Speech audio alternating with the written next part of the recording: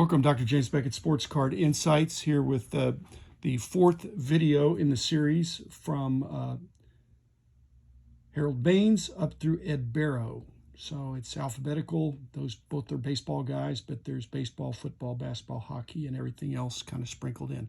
Virtually all are sports of some sort, but I've enjoyed picking an eclectic mix of different players and different sets to kind of show the history of collecting to advanced collectors as well as novices or just interested friends for the cards that I've really enjoyed. So first up is Harold Baines.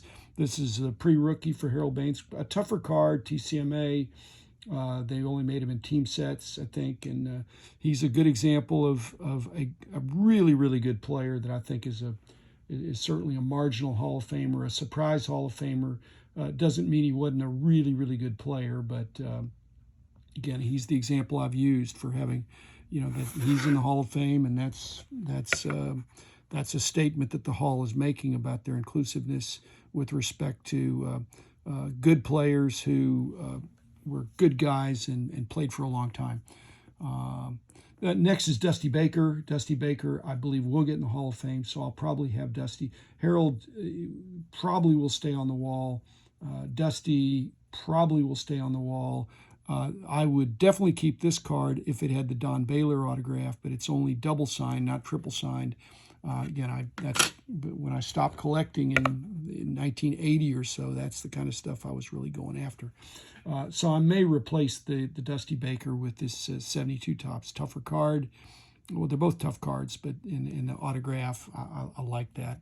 I don't, Dusty, I think, he did not win the World Series this year, even though Topps claimed that he did, but as a manager. But anyway, Home Run Baker, Frank Baker, probably keep him. I've got this T205, which not great shape, but still a very interesting artistic card. I think T205s are way more attractive than T206s.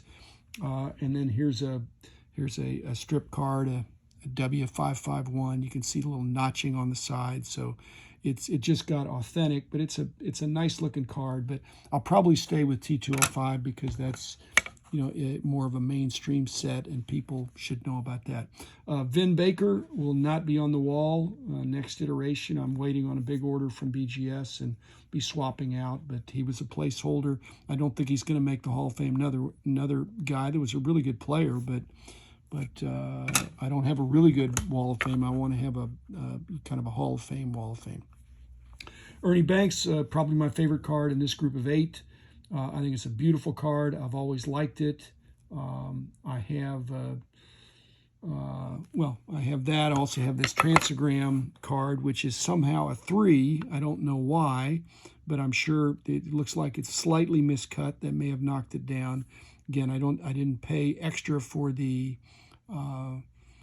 subgrades, but I think it's a beautiful card.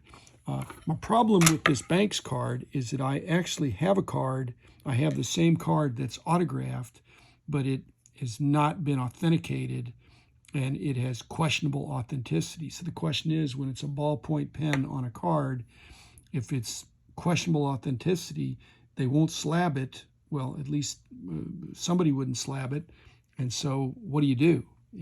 I don't want to misrepresent something, but it came with some other ones that were good. Tiki Barber, Tiki, you're not probably going to make the wall on the next iteration.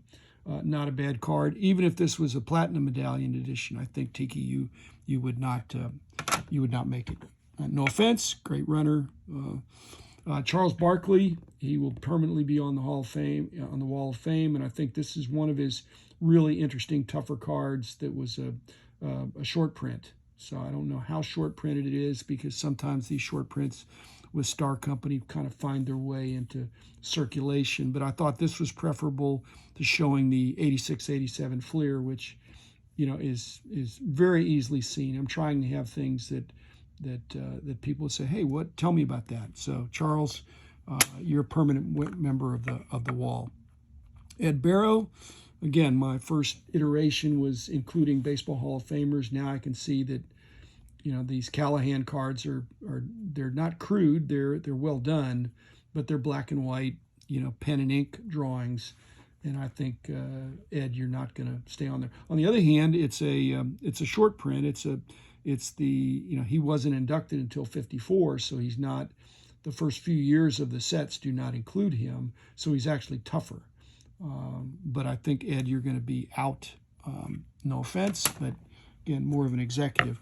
Then finally, one of my favorite players from back in the day of the Mavericks, J.J. Barea, not on the wall. I don't know that he's going to make the wall, but again, if I have this extra area where I can show people, any Mavs fans from the last 5, 10, 15 years, he was a real crowd pleaser. And then thanks sponsors, same sponsors I've had. I really appreciate their support. And okay, so finally, I've got, who did I forget? Well, Champ Bailey. I don't think you're going to make it, Champ. If you were a Dallas Cowboy, maybe you'd be on there.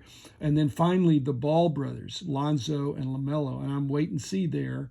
I don't think, actually, they could make it. I think they're fun to watch. And so we'll see if they have the longevity.